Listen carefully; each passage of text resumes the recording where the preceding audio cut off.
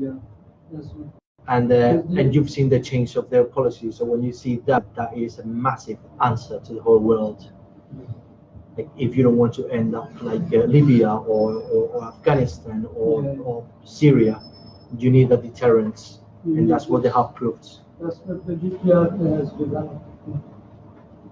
Yes, I think that's absolutely right. I mean, the imperialists hate the DPRK because they cannot conquer it, and basically their strategy has been pushed back. Now they're having to sit down and talk with the DPRK, and that is not accepted by parts of the US or British establishment. They don't like that fact, but it's nothing to do with it. And similarly, you know, the sanctions, they became a joke.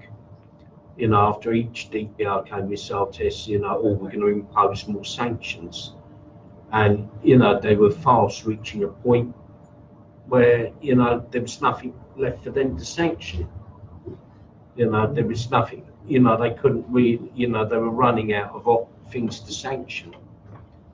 And all the time, the imperialists are complaining anyway that they find it hard to impose their sanctions because, you know, they say, oh, look, some ship has taken oil to the DPRK without our permission, and, you know, X country has smuggled something. You know, they can't even enforce their own sanctions. DPRK will be ever victorious, there's no doubt about it. Anyone else want to ask a question or contribution? Yes. Jonathan, yeah.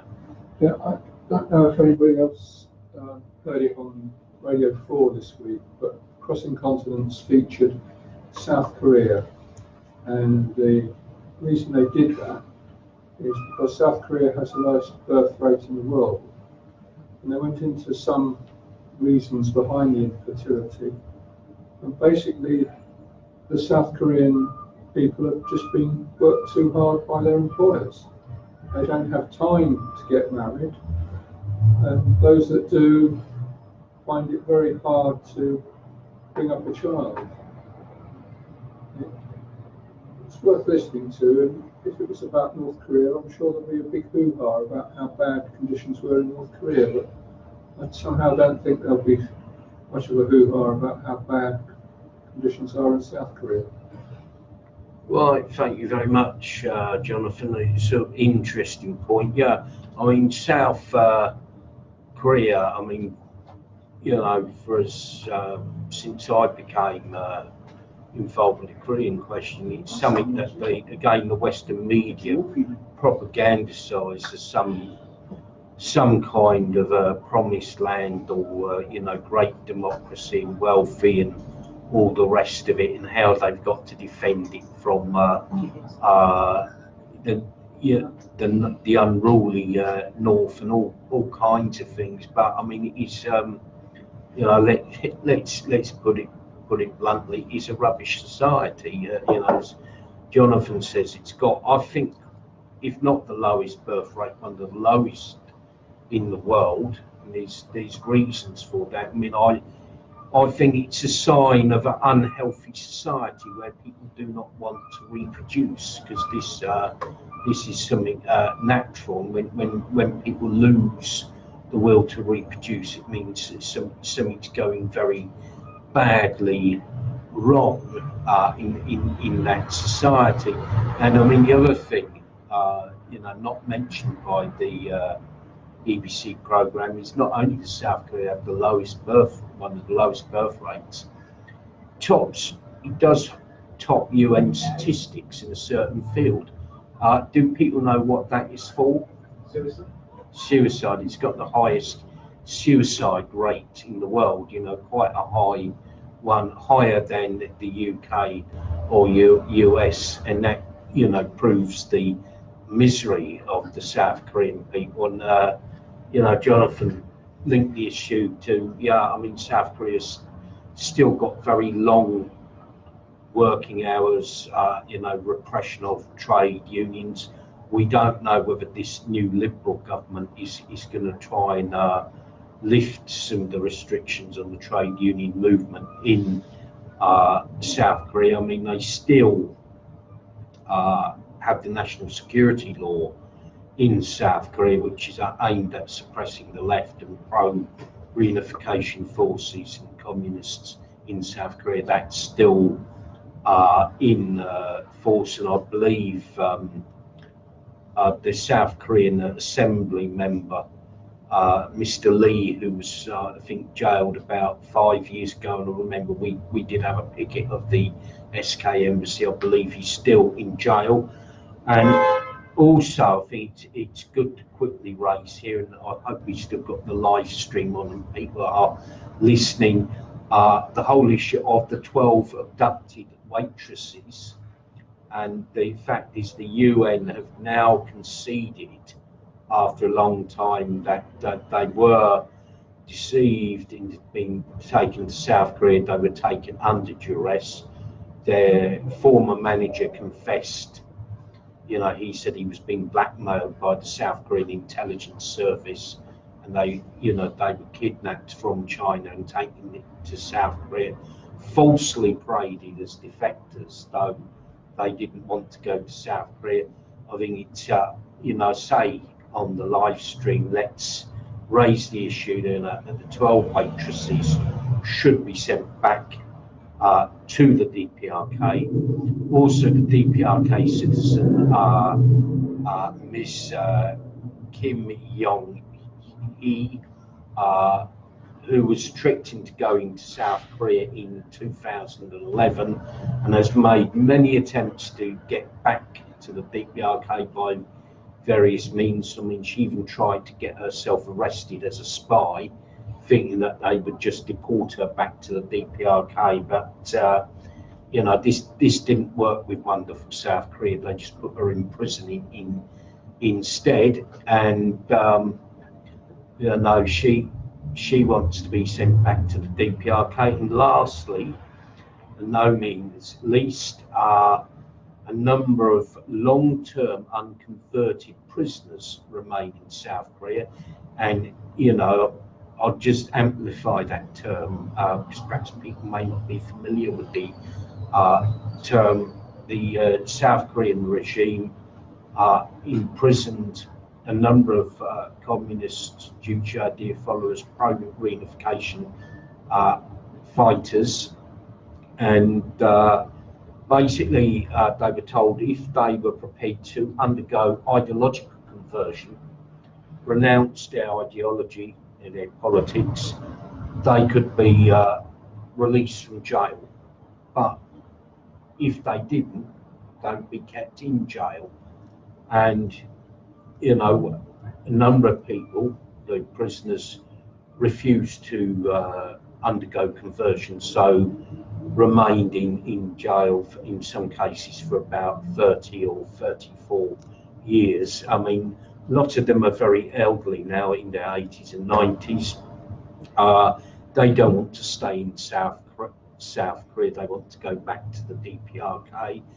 So we'd ask for them to be sent back to the DPRK. So these are important demands for us to make, and I think, you know, we should be using our Facebook page, the blogs, etc., live streams like this, and so on, to publicise their case. Anyone else want to say anything?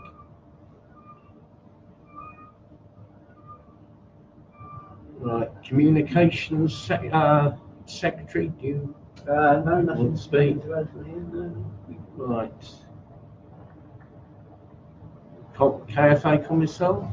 Yeah, no, I'd just like to say I think the live stream, despite the fact that there has been interruptions, has been highly successful, and it's attracted a wide international audience. That's good. I mean, we try to do that in future, but I think future events we may not be at this particular venue. We've still got Wi-Fi, haven't we? Yeah. So you know, yes, we keep that up, and we look at all sorts of other medium, you know, to be creative, to try and get the message out. Do you have anything further to say, I think all I want to say has been exposed already. Thank you very much. Okay, great stuff, great stuff. It's been It's been a successful meeting. I think we're well within the time limits. We've had a good discussion. I mean, the only few things for me to do is say we've DPRK Solidarity meetings like this, as many of you know, we always adopt a message to the supreme leadership of the DPRK, which is a way for the meeting to express its solidarity, and we'll adopt the message through applause. And I'll just try and read it out. Supreme Leader Comrade Kim Jong-un, Chairman Workers' Party Korea, Chairman of State Affairs Commission of the DPRK, Supreme Commander, Korean People's Army, Marshal of the DPRK. Dear respected Marshal Kim Jong-un, we the participants in this seminar put by the JISGE Study Group of England and Association with Study of London Politics UK wish to congratulate you on the 65th anniversary of the Korean people's victory in the Great Fatherland Liberation War against the US imperialists. The victory of the Korean people was due to the outstanding command and brilliant duty-orientated tactics of the great leader Generalissimo Kim Il-sung. It was a people's war of justice which showed that if a country united itself and achieves duty can defeat the biggest imperialist powers. The defeat inflicted on the US by the Korean people, led by the great leader Generalissimo Kim Il-sung in the Fatherland Liberation War, opened up a new era of anti-imperialist, anti-US struggle which saw many countries gain their independence. This meeting fully supports your efforts to bring about a lasting and durable peace on the Korean Peninsula. We believe that the US should finally sign a proper peace treaty to replace the outworn Korean Armistice Agreement. Finally, please accept our belated congratulations on the occasion of the 6th anniversary of the award of the title of Marshal to you. The award of this title to you is a fitting tribute to your efforts in defending the independence and dignity of people's Korea, the outpost of socialism world. With you at the helm of the Revolutionary Armed Forces, the Sangam revolutionary cause will be ever victorious. We wish you every success in your work and good health. Sign the participants in the meeting. All those in favour, please applaud. Right, thank you. The only other thing I've got on the agenda here is any other business. Anyone have any other business? Well, I mean, the only other business I can say is please take the sandwich before you go. I don't want those to go to waste because we've had to pay for them. I'll remind people, say there's literature there's available, there's Sangam hats and Sangam t-shirts available for a small donation, 3 copies of the Daily Folk in the say DPRK literature buy. Now, as I say, I never liked doing this, but you know, unfortunately, these meetings cost money. This isn't a cheap venue because they always do a very nice spread of refreshments for us, very tasty onion rings. But you know, if you got any, you know, these days of austerity and decline cuts in living standards, if anyone's got surplus cash, yeah, please. Put it in because collection glass has been provided. I would also remind those watching on the live stream, you can now donate by PayPal to UK KFA through our PayPal address, which is UK@Korea-DPRK info. Thank you very much. Right, well, I think this has been a successful and productive meeting. My thanks to everyone who made speeches, everyone who contributed. Very good meeting, very good atmosphere, many productive ideas, which I'm sure will carry forward. And I'll thank everyone for attending, thank them for their attendance, thank the people in the UK and throughout the world watching on live stream. for their attendance. Please join us for the next meeting, or if you're in London, please come, and we hope to be holding meetings like this in other parts of Britain, so not just London. And I say, I just wish everyone who's come a safe journey home. Thank you, comrades.